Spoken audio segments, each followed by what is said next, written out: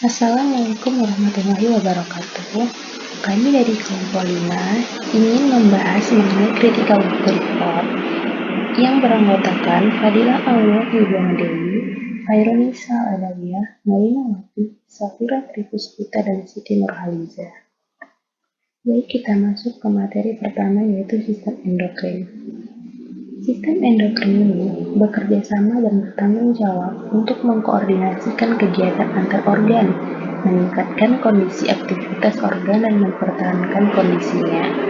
Sistem endokrin termasuk kelenjar endokrin, urai kimia atau hormon yang mereka hasilkan, jaringan target yang mereka pengaruhi. Kelenjar endokrin terletak di seluruh tubuh. Kelenjar endokrin sangat bervariasi seperti jaringan target yang mereka kontrol. Jadi, dalam sistem endokrin terdapat beberapa kelenjar seperti kelenjar tiroid, kelenjar paratiroid, kelenjar adrenal, dan kelenjar reproduksi yang memiliki fungsinya masing-masing. Sistem endokrin ini memiliki kemiripan dengan sistem saraf pada manusia karena keduanya berperan dalam mengontrol dan memadukan satu sama lain. Sistem endokrin memulai dan mengkoordinasikan aktivitas internal organisme. Terdiri dari kelenjar tanpa saluran, kelenjar endokrin yang melepaskan hormon ke dalam pembuluh darah yang membawa utusan kimia ke jaringan yang mereka pengaruhi. Jadi, sudah jelaskan secara umum, setiap kelenjar endokrin utama dapat mengatur keanekaragaman aktivitas tubuh yang berbeda pula dalam perkembangan individu, dan dengan cara yang berbeda juga filogenetik yang berbeda.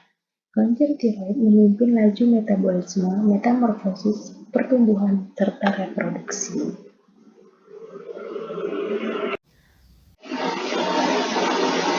Materi selanjutnya yaitu struktur kelenjar tiroid dan filogeni. Apa itu kelenjar tiroid? Kelenjar tiroid adalah salah satu dari kelenjar endokrin manusia yang terdapat di depan leher. Dan apa itu filogeni?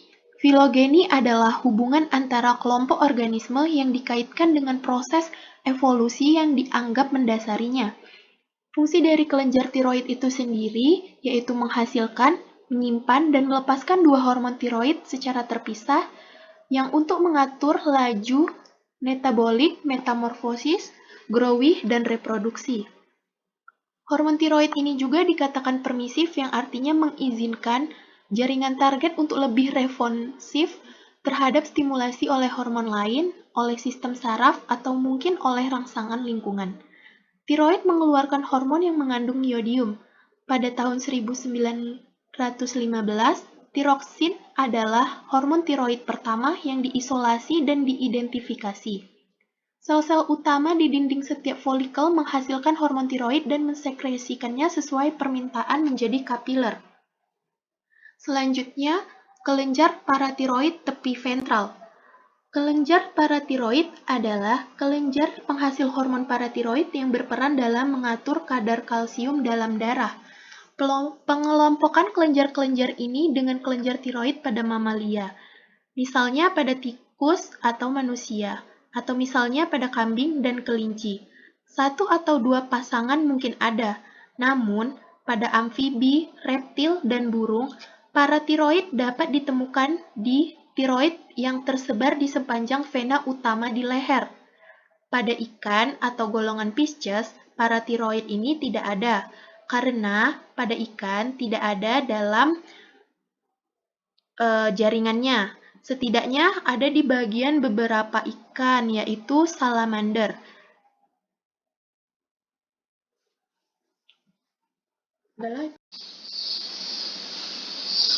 Kelenjar di bawah otak, atau disebut kelenjar hipofisis, dapat ditemukan pada semua vertebrata. Nama hipofisis tersebut istilah baru yang diilhami bahwa posisinya itu di bawah otak. Kata hipo berarti di bawah, dan kata fisis mengacu pada pertumbuhan. Kelenjar hipofisis terletak ventral dari diencephalon dalam satu lekukan dari tulang sphenoid yang disebut dengan sela lurtica. Kelenjar hipofisis dapat menghasilkan lendir atau lendir kental yang disebut dengan pituita ataupun dahak. Seringkali dapat dibedakan menjadi lobus yang terdiri dari cepalik dan kaudal, ataupun subregional yang terdiri dari proksimal dan rostal. Neurohipofisis merupakan evaginasi dari lantai diencephalon yang terdiri dari dua subdivisi. Yang pertama pars nervosa, yang kedua median eminence.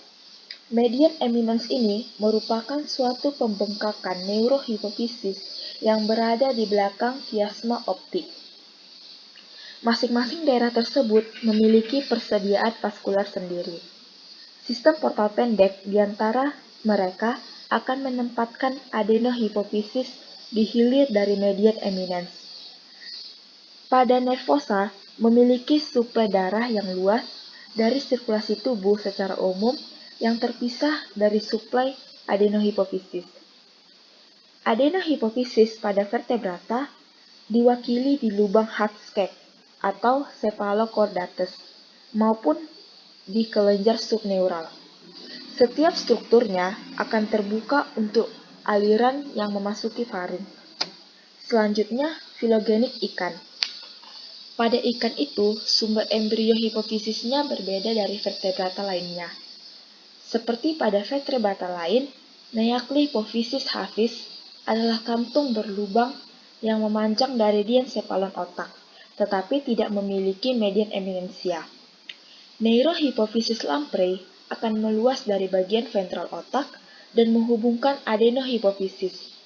Adenohipofisis muncul sebagai kantong ektodermal, tetapi biasanya mempertahankan hubungannya dengan organ penciuman sampai metaprofosis. Fungsi dari lobus ventral tidak diketahui karena meskipun mengeluarkan beberapa hormon yang sama, tetapi kemungkinan ini hanya merupakan perpanjangan dari pars distalis. Kemudian, organ endokrin sekunder. Beberapa organ yang memainkan peran sentral dalam aktivitas selain regulasi endokrin juga melepaskan bahan kimia yang dibawa oleh sistem vaskular ke jaringan responsif. Organ-organ tersebut berfungsi sekunder dalam sistem endokrin. Biasanya, hormon yang dilepaskan membantu organ endokrin sekunder ini mengatur aktivitas primer mereka sendiri. Dua contohnya adalah saluran pencernaan dan ginjal. Selanjutnya, terdapat kontrol endokrin pencernaan. Nah, di dalam kontrol endokrin pencernaan terdapat 4 tahap. Yang pertama, saat makanan memasuki saluran pencernaan.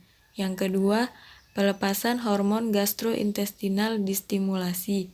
Yang ketiga, hormon-hormon ini memasuki sistem peredaran darah, perjalanan melalui vena portal hati ke hati, dan kemudian perjalanan ke jantung. Dan yang terakhir, dari jantung, mereka diangkut kembali ke saluran pencernaan melalui arteri seliak. Ketika tiba di pankreas, hormon-hormon pencernaan ini menstimulasi pelepasan enzim pankreas. Kemudian, organ endokrin sekunder. Beberapa organ yang memainkan peran sentral dalam aktivitas selain regulasi endokrin juga melepaskan bahan kimia yang dibawa oleh sistem vaskular ke jaringan responsif. Organ-organ tersebut berfungsi sekunder dalam sistem endokrin. Biasanya, hormon yang dilepaskan membantu organ endokrin sekunder ini mengatur aktivitas primer mereka sendiri. Dua contohnya adalah saluran pencernaan dan ginjal. Selanjutnya, terdapat kontrol endokrin pencernaan. Nah, di dalam kontrol endokrin pencernaan terdapat 4 tahap.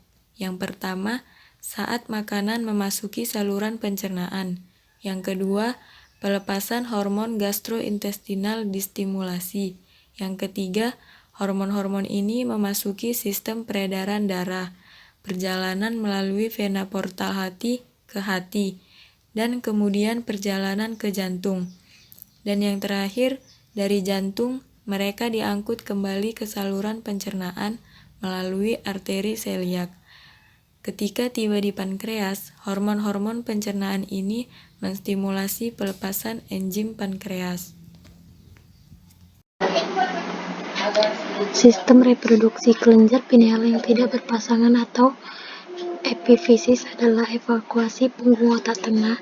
Pada beberapa vertebrata, kelenjar pineal mempengaruhi persepsi fotoradiasi.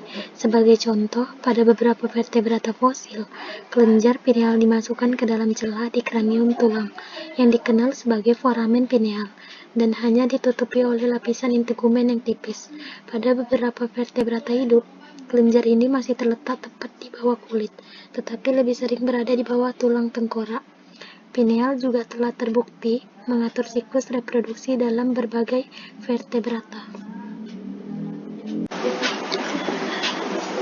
Reproduksi mamalia pada pria adenohipofisis melepaskan FSH dan LH yang memiliki efek langsung